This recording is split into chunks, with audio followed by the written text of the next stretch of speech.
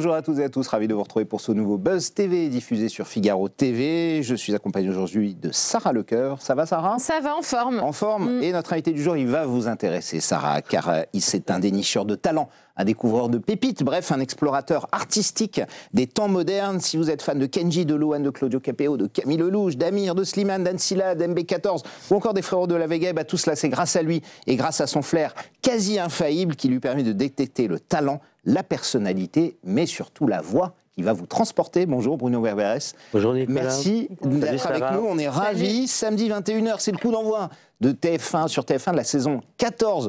15 si on compte la All-Star. Hein. Vous comptez 15 vous ou 14? Moi je compte pas. Vous comptez pas? Je compte pas. Quand on aime, on ne compte pas. Exactement, on est d'accord. Je compte pas, je compte en années. Je vois les cheveux blanchir et donc je me dis, oh, ils étaient noirs au début de la saison. Voilà, c'est tout. C'est la 13e année de The Voice qui a été lancée en 2012 et dont vous êtes le directeur du casting depuis sa première diffusion. Vous étiez avant ça responsable de casting de comédie musicale, même responsable de la délégation française de l'Eurovision. J'ai une première question, c'est comment vous vous êtes retrouvé en 2012 embarqué dans cette aventure, Bruno? C'est simple comme un coup de fil. Oui, c'est très simple. J'avais décidé de ne plus trop faire de télécrochet, j'en avais déjà fait, tout ça, et puis de me concentrer sur la scène, sur le live. Et puis un jour, j'ai reçu un appel de l'assistante de Thierry Lachkar, qui est toujours était le patron de Shine à l'époque, mais qui est le patron de ITV maintenant, et qui me proposait une émission, et je ne savais pas du tout de quoi on me parlait. Mais il y a un truc que je dis toujours aux jeunes artistes, honore toujours un rendez-vous.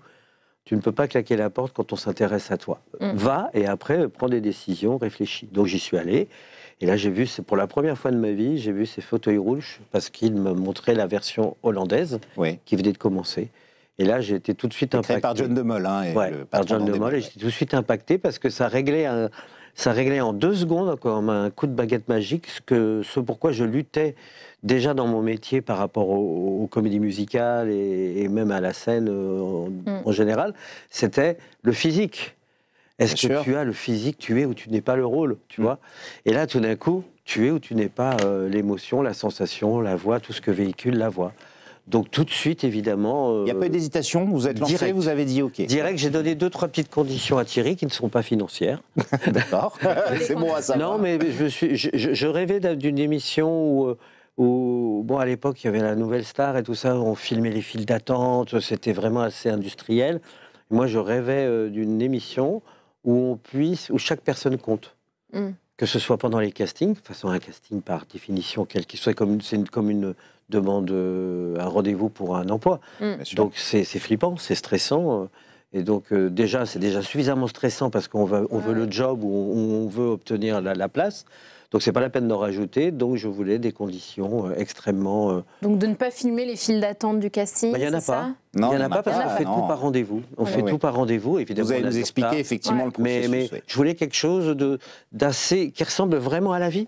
C'est-à-dire quand vous allez faire répondre à une demande d'emploi, vous avez peut-être 2-3 personnes devant vous, mais c'est tout. On va parler évidemment de The Voice et de cette nouvelle saison. Vous allez découvrir de très nombreux secrets de fabrication qui vont vous être révélés par Bruno Berberes. Ce sera juste après les news médias de Sarah Lecoeur.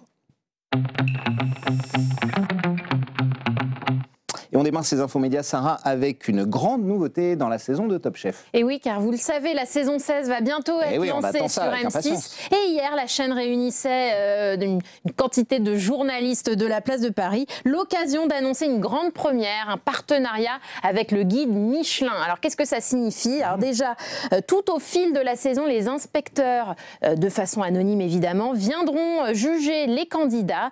Et surtout, le ou la gagnante pourra ouvrir un restaurant éphémère étoilé, auréolé d'une étoile. Ça, ce sera possible. Donc ça, c'est une grande première. On ne voit jamais leur visage, en fait. C'est du jamais vu. Dire, Ah bah non, les inspecteurs interviendront de manière masquée. Oui, ils trouveront un subterfuge.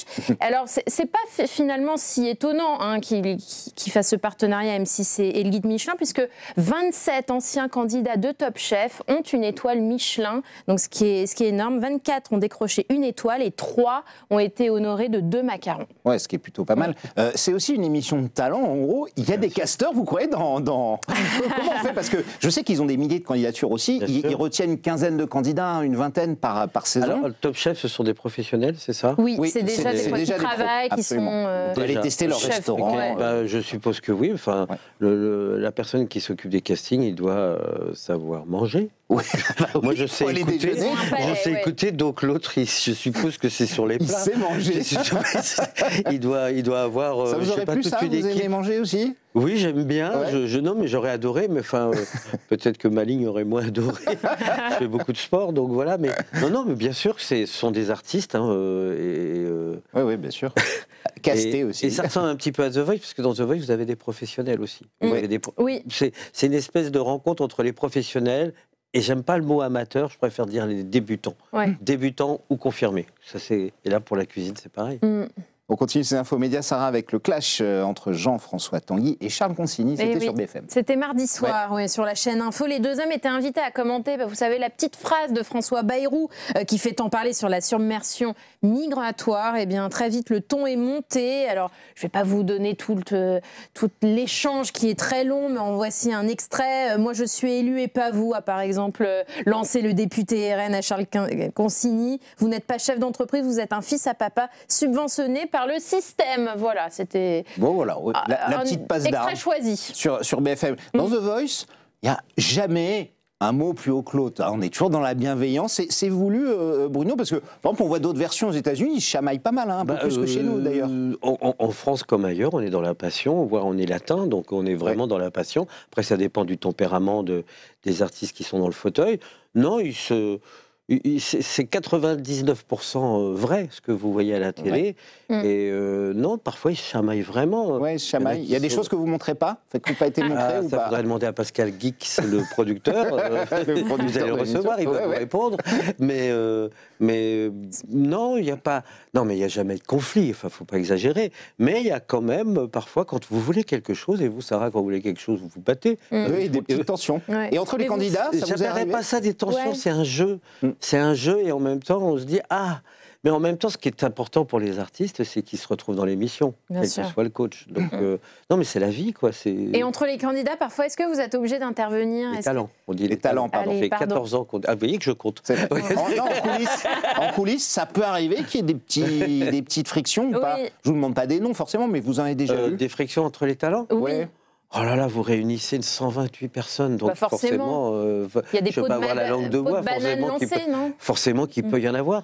Mais c'est entre eux, donc nous, on n'est même pas au courant. Vous n'intervenez jamais? Non, après, vous savez, quand vous mettez 128 personnes au même endroit, il y a forcément des gens qui s'adorent et d'autres un peu moins, quoi, c'est tout. Mais on n'a jamais eu de gros clash ou de bagarre ou de ce genre de choses. Non, quand même pas. Non, ce serait la porte directe, là. Ah oui, absolument. C'est comme à l'école, ils sont très bien.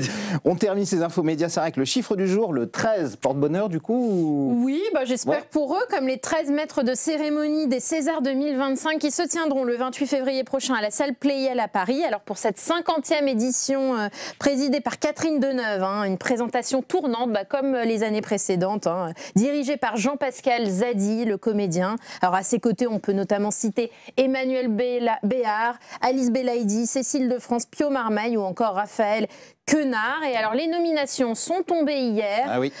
Donc, les films plébiscités, Le Comte de Monte Cristo, Emilia Pérez de Jacques Audiard et L'Amour ouf de Gilles Lelouch qui domine ces nominations. En revanche, un petit truc en plus et Le Grand Absent. Vous savez, c'est le film d'Artus qui est le plus vu en 11 salle. 11 millions d'entrées, cette année. Quasiment Incroyable. 11 millions.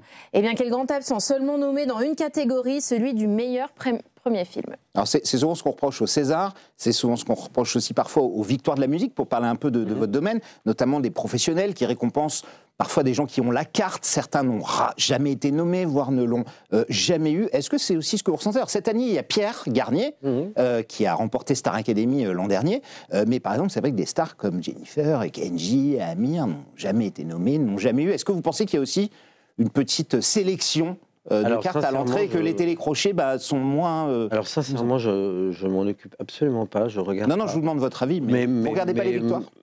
Si, je les regarde, mais vraiment. Ouais. Mais parce que j'aime toutes les musiques. Pour moi, la musique, ça va de A à Z et j'exclus rien. D'ailleurs, regardez The Voice, vous avez tous les styles, tous les genres. Alors après, qu'il y ait des communautés de goût, pourquoi pas? Moi, ça me dérange pas. Je sais que beaucoup d'artistes de The Voice ont été nommés, que ce soit aux Energy Awards ou aux Victoires de la musique, c'est arrivé, hein, Louane. Slimane. Oui, Slimane. Après, je sais pas qui a eu à quoi, parce que alors, franchement, je mets pas une croix chez moi. Je suis très, très, très fier au nom de l'équipe de The Voice, au nom des artistes, que des artistes, et même de la Star Academy, soient récompensés. Maintenant, pour moi, la meilleure, et là, c'est pas une langue de bois, je le pense vraiment. Vous savez quoi, la meilleure récompense, c'est des salles qui se remplissent. C'est le public. Non, mais c'est ça. C'est des streams, mais surtout une salle qui se rend. Quand vous avez une salle qui se vend ou qui se remplit, ça c'est la véritable récompense. Ça c'est important, mais vous connaissez ce snobisme, oui, mais vous savez, quand pour des émissions de télé, des gens qui viennent de la télé. Quand j'étais gamin et qu'à l'école, on cherchait tous à avoir le prix d'excellence, le tableau d'honneur, etc., bah, ça me fait penser à ça. En revanche, la seule chose qui est importante à la fin de la session, c'est d'avoir son bac. Donc voilà, après, évidemment que ça doit exister. Mais ça doit pas être. Enfin, donc quand je coach des artistes, ça doit pas être un objectif. Ouais. L'objectif, c'est de trouver un public. Ça arrive, on a comme les Césars, comme tout, on a ça et on est content de l'avoir. C'est une reconnaissance du métier, et tant mieux. En revanche, la vraie reconnaissance, c'est j'ai une salle qui est pleine. Le public. C'est fini l'époque des six paumés qui venaient m'applaudir ou de Tante Berthe qui étaient au fond. Ma salle est pleine. Ça veut dire qu'il y a des gens qui aiment ce que je leur propose et qui rentrent en contact, en connexion avec moi. Et ça, c'est énorme. Et on parlait de Pierre Garnier de la Starac. La Starac, c'est pas vous, hein. Non, bien sûr. Non, je la regarde et j'ai plein d'amis à la Starac. Lucie Bernardoni est une amie de... Oh là, je l'ai rencontrée, elle avait 15 ans, elle aussi. Qui était dans la saison de Grégory Le Marchal et qui est maintenant répétitrice. Marlène Schaff, qui a fait The Voice d'ailleurs. Non, on a plein de ponts communs, on est très amis. Et donc, on se regarde les uns les autres. Et même on communique, souvent j'ai des gens de l'équipe de Starac, quand ils regardent The Voice, m'envoient des textos et moi je fais pareil. Et la gagnante Marine, elle a fait The Voice Kids. The Voice Kids, oui. Et c'était vous. Enfin, c'était pas moi, c'est elle. Non, mais il l'avait repéré. Bah oui. Bah, alors maintenant, vous me parlez de quelque chose, c'était il y a, je sais pas, 10 ans. 10 ans et tout ça. Bah oui. Comme Mila Lassani, qui a fini à l'Eurovision, voilà. Après, on a des enfants partout. C'est vrai. Vous en avez beaucoup, Bruno. Hein. J'ai l'impression, oui, je suis pas tout seul. Je suis pas tout seul, il y a toute une équipe avec moi, mais c'est vrai, Marine, quand je la vois débarquer à la Starac, je la reconnais pas tout de suite, parce que forcément, quand vous n'avez pas vu une enfant depuis 10 ans, elle avait quoi, 12 ans, vraiment un crétin de vous dire « Ah, bah, je l'ai reconnu tout de suite. » C'est vrai que les enfants, c'est plus difficile. Bah non, Ils changent beaucoup. Bah, regardez Louane. Quoique Louane, quand vous la voyez à... Vous la connaissez depuis qu'elle a 12 ans, je crois. 8 ans. Comme ça. 8 ans même. Oui, c'est incroyable. Ouais. Et elle, oui, elle n'a pas bougé. Non, ça va, elle n'a pas bougé. Merci Sarah, c'est fini pour les news aujourd'hui. Les news médias sont terminés. Il y en aura d'autres dès demain. Place au grand entretien du Buzz TV. Nous sommes avec Bruno Berberès. Samedi soir sur TF1, le lancement de The Voice saison 14 ou 15 si on compte les All-Stars, hein, et on ne compte pas quand on aime, avec 2 nouvelles coachs notamment, Zaz et Patricia Cass, et un retour très attendu, celui de Florent Pagny, alias Le Boss, en rémission en fin de son concert, ce qui nous réjouit tous. Bruno, j'imagine que le retour de Florence, ça vous a réjoui de le retrouver. Je l'aime, quoi. Enfin, on l'aime. Nous l'aimons.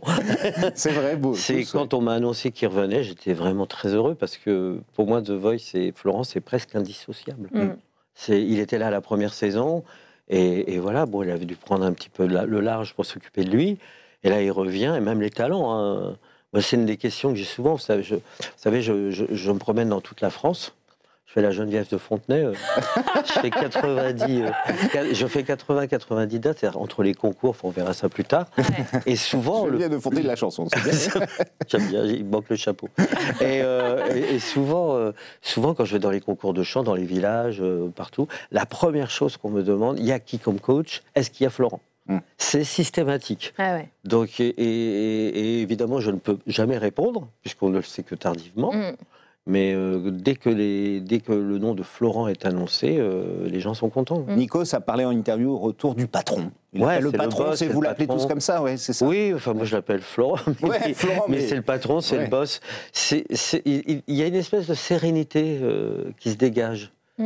De bienveillance. En tout cas, et c'est celui qui a le plus gagné, je crois aussi, non? Oui, aussi. Et comment ont réagi vos talents quand les noms de Patricia Cass et Zaz ont été donnés? Super bien. Ils étaient super contents parce que c'est un. Et puis Vianney aussi, parce que quand vous regardez, les quatre ont un point commun, c'est qu'ils sont dans une tradition de la chanson française. Là, on est à fond dedans pour les quatre. C'est entre Patricia et Zaz, que j'adore en plus, sont des chanteurs qui s'exportent, donc c'est pas pour rien. Non, et Vianney, qui est la nouvelle génération de la chanson française. Donc tous les quatre, moi je trouve que c'est une très belle alchimie. On en a pour tous les âges et puis pour toutes les humeurs. Et vous allez voir à la diffusion de l'émission, vraiment pour toutes les humeurs. Ça fait, avec Zaz et Patricia Cass, ça fait 21 coachs qui se sont succédés différents. C'est important. Ce sont les 20e et 21e coachs. Vous comptez les kids aussi? Pardon, non, j'ai pas compté les kids, juste The Voice normal. C'est important aussi ce turnover pour aussi renouveler un peu. Certains sont restés très longtemps, comme Florent, comme Mika, d'autres plus éphémères, comme Julien Clerc, mais c'est important quand même de tourner régulièrement. Moi, je ne sais pas si c'est important ou pas important qu'on change les coachs, etc. Ce qui est important, c'est que l'émission évolue tout le temps. Ça, c'est vrai. Par le changement des coachs, par aussi le changement des talents, et de la mécanique, de tout ça. Maintenant, c'est vrai qu'après, vous savez, c'est comme une comédie musicale. Vous savez, quand on fait un casting, c'est pas simplement d'avoir le bon chanteur au bon endroit. C'est d'avoir l'alchimie de la troupe. Et c'est pour ça que des troupes comme Le Roi Soleil ont super fonctionné. Parce qu'il y avait les 10 commandements, tous ces... ou les 10 commandements, il y avait une super alchimie entre les filles, les garçons et tout ça. Et le public a acheté tout de suite. Je pense que les coachs, ce qui fonctionne, c'est évidemment la renommée, le talent de chaque coach, mais c'est aussi l'alchimie qu'il y a entre eux. Et vous allez voir, cette année, l'alchimie, elle est incroyable. Elle est dans la bienveillance. Est-ce qu'il y en a un que vous rêveriez d'avoir? Parce qu'ici, il n'y a même pas 2 ans sur ce plateau, on recevait Patrick Bruel, qui était là à votre place, et il nous a confié que la prod lui demandait quasiment tous les ans de venir et qu'il ne pouvait pas. C'est aussi le genre de... Vous, lequel vous aimeriez avoir, Bruno? C'est pas lequel, c'est lesquels. Ou laquelle, bien sûr. Non, mais comme ça, 2-3 noms que vous aimeriez... Je sais pas, je vais me faire taper sur les doigts. Mais non, mais allez-y. Céline Dion. Allons-y. Tant qu'à faire, allons-y. C'est noté, parfait. C'est noté. Si vous pouvez pas sa petite coup de fil. Je mets dans les commandes. Céline Dion, voilà, pourquoi pas. On va appeler. Ce serait génial, c'est vrai. Pourquoi, ce serait bien. Bon, allez, parlons de votre job, Bruno, celui de directeur de casting. Alors, il s'agit de trouver les pépites, des talents quasi professionnels. Comment faites-vous? Quelles sont vos méthodes, cher Bruno? Pour les dénicher, oui. Alors, là, il y a tout ce qui est technique, c'est-à-dire, il y a les réseaux sociaux, évidemment. Comme ça, c'est la première chose que vous faites? Oui, j'ai une équipe d'abord. On est assez peu nombreux, on n'est que 5 dans mon équipe, parce qu'on a préféré être resserré, et on est extrêmement tous fidèles, c'est-à-dire que les gens qui travaillent avec moi, que ce soit Sarah, Charles ou Jules, sont là depuis presque 7-8 ans. Vous êtes 5 pour analyser quoi, 50 000 candidatures par là, 50, 60 000 60 000 cette année. Donc vous faites ça à l'année? C'est une équipe dédiée à The Voice pratiquement à l'année? 12 sur 12, on est obligé. Donc il y a évidemment les réseaux sociaux, leur étude, il y a les candidatures sur TF1+, et puis il y a le terrain. Le terrain qui génère énormément d'artistes. Vous verrez, cette année, il y a plus de la moitié qui sont venus du terrain. Alors le terrain, c'est quoi? C'est les festivals, c'est le métro, c'est la rue, c'est les concours de chant, c'est les écoles. Terrain, vous avez déjà repéré, comme on peut citer, qui a aujourd'hui une carrière confirmée? On peut dire Louane, puisque c'était sur le terrain de concours de chant, ouais. Après, c'est toujours... Là, si vous me mettez les noms, je peux vous dire, ah oui, lui, c'est le terrain, lui, c'était là, Christophe Maé, je crois que c'est sur le terrain aussi. Oui, ça, c'est Dovatia qui l'a repéré en Corse, parce qu'il chantait sur une terrasse. Et sur une terrasse de café. Non, mais par exemple, sans se révéler trop de secrets, il y a deux artistes qui passent en ce moment, en boucle, un teaser. Il y a Hayden, qui est un sacré chanteur, et pas que d'ailleurs, pique un peu les yeux, n'est-ce pas, Sarah? Je n'ai pas encore vu, mais je vous dirai. On va voir, on a vu des images, c'est vrai. Et donc Hayden, il a été repéré par Sarah sur le terrain, en face du Trocadéro, parce qu'il chante tous les jours, en face du... qu'il pleuve, qu'il note, chanteur avec sa guitare, chanteur des rues, et il est très marrant, parce qu'il adapte son répertoire en fonction des Américains, des Japonais qui passent, et tout ça. Donc lui, il a été repéré là. Et puis l'autre chanteur qui passe depuis hier en boucle, qui s'appelle César. César, je l'ai repéré il y a longtemps dans des concours de chant, et donc aussi sur le terrain. Et il a toute une histoire avec The Voice. Et donc voilà, mais aussi il y a des gens qui nous écrivent. Historiquement, il y a eu une gagnante, Maëlle, qui a fait une jolie carrière d'ailleurs, qui fait une jolie carrière, qui avait envoyé sa candidature à TF1+. Donc tout est possible, quel que soit le chemin. Des candidatures spontanées. Mais pour moi, c'est un mélange de tout. C'est comme une recette de Top Chef. Alors vous avez parlé de Louane, que vous avez repéré très très jeune, et on recevait hier Jean-Luc Reichmann, l'animateur de TF1 bien connu. Il avait une question à vous poser, Bruno, à ce propos. Je vous propose de l'écouter et d'y répondre juste après. Bonjour Bruno, déjà bravo, parce que des petits détecteurs de talent, à part la proximité, la sincérité, qu'est-ce qui peut faire qu'on décèle un talent? Ça c'est la première question. Et la deuxième question, ça a été dur pour avoir Louane ou pas? Bon, on va faire la deuxième alors. C'était dur de l'avoir, Louane, de la convaincre de venir ou pas? Pas du tout. Non. Alors l'histoire, elle est très simple, c'est sa maman. On se suivait comme ça, parce que je l'ai rencontrée, elle avait 8 ans, donc on se suivait. Puis je l'avais retrouvée dans une émission à l'époque, sur la 8 de l'époque, qui s'appelait, je ne sais plus, École des Stars, ou un truc comme ça, où j'étais juré. Et donc là, je l'ai retrouvée, donc elle avait 10, 12 ans, je ne sais plus. Et donc sa mère, quand il y a eu The Voice, m'avait déjà envoyé un mail l'année d'avant, et je lui ai dit non, elle est trop bébé. Puis elle m'a envoyé un mail avec Louane qui chantait dans sa chambre Un homme heureux. Elle avait quel âge? Elle avait juste 16 ans, même pas. Peut-être 16 ans, ouais. Dans le cours, et là, évidemment... Mais Louane, elle est incroyable, parce qu'elle arrivait... Elle a peur de tout et peur de rien. C'est-à-dire qu'elle arrivait d'une façon effrontée, et c'est ce que j'aime chez elle, elle arrivait au casting.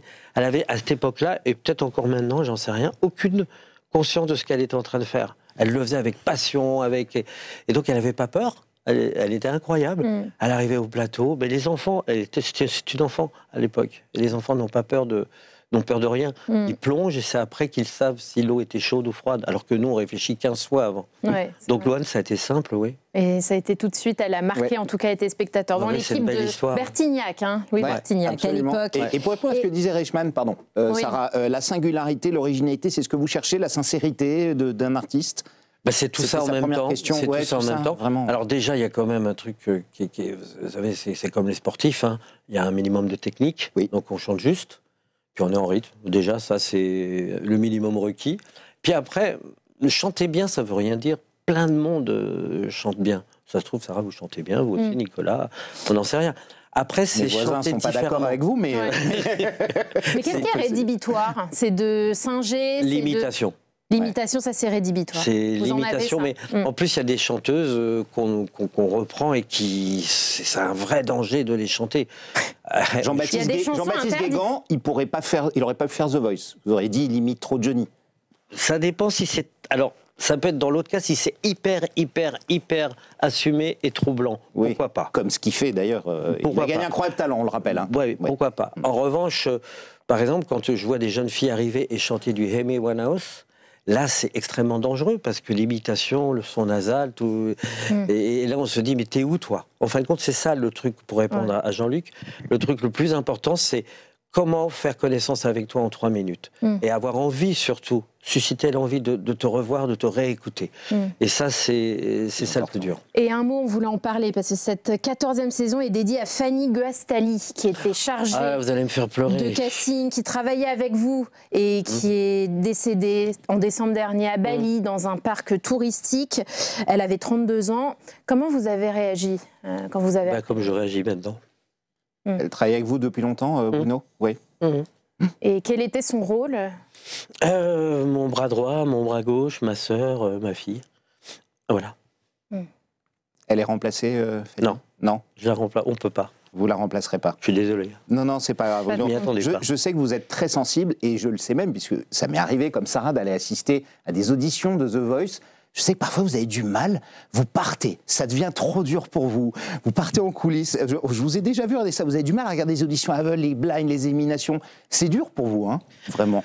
Comme pour Fanny, comme pour Sarah, Jules, on s'est battus pendant des mois, on leur a fait passer un nombre d'épreuves incroyables parce que The Voice, on prépare beaucoup les artistes, on les coach, et là tout d'un coup on arrive et on sait que tout va se jouer en 2 minutes. Et être coach, et être chanteur, tout d'un coup, il faut tout miser en 2 minutes. Et puis c'est comme le patinage artistique, vous êtes bon aux entraînements, puis tout d'un coup, le jour de l'épreuve, vous tombez. Ben là, c'est pareil.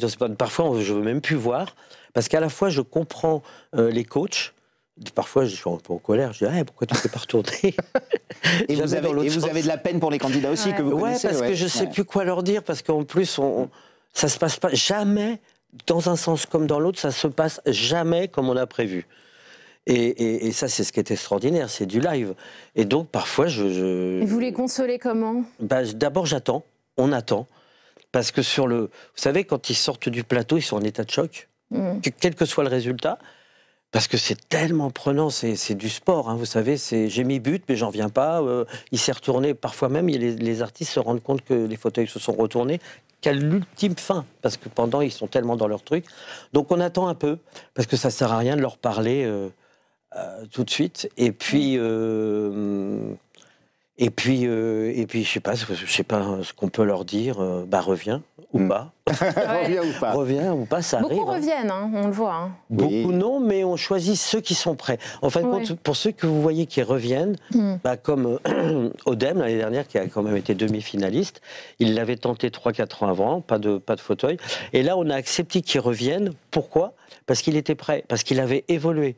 La première fois, c'était un beau gosse qui avait une belle voix, et quand il est revenu, c'était quelqu'un qui avait un univers et qui savait exactement ce qu'il avait envie de défendre.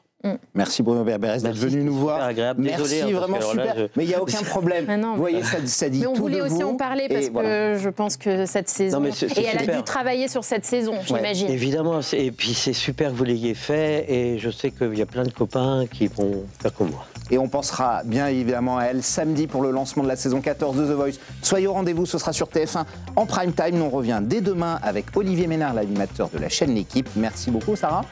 Et prenez soin de vous et encore merci de vous aussi.